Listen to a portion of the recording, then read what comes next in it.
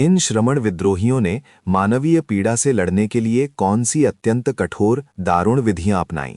दर्द और मृत्यु की जैविक वास्तविकता को पराजित करने का वास्तव में क्या तरीका था? उन्होंने क्रूर तपस्या का अभ्यास किया, मानव शरीर को वश में किए जाने वाले शत्रु के रूप में देखते हुए।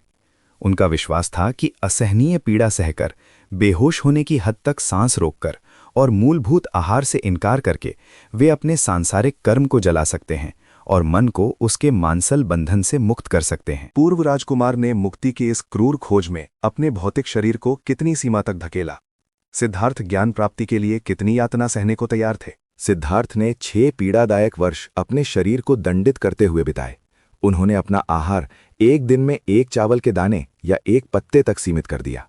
उन्होंने स्वयं को इतनी गंभीरता से भूखा रखा कि प्राचीन ग्रंथों के अनुसार जब उन्होंने अपना हाथ धंसे हुए पेट पर रखा तो वे अपनी रीढ़ की हड्डियां महसूस कर सके। क्या इस क्रूर, मृत्यु के निकट ले जाने वाले उपवास ने अंततः उन्हें वो गहन ज्ञान दिया जिसकी वे तलाश कर रहे थे?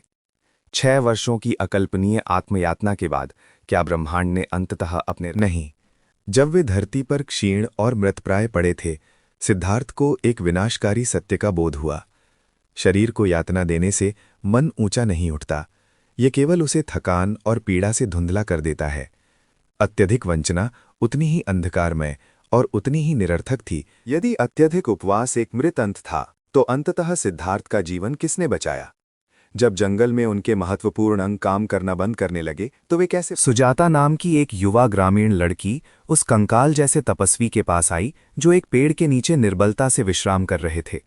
उनकी गंभीर कुपोषण की स्थिति पहचानकर उसने उन्हें खीर का एक सादा पौष्टिक कटोरा अर्पित किया।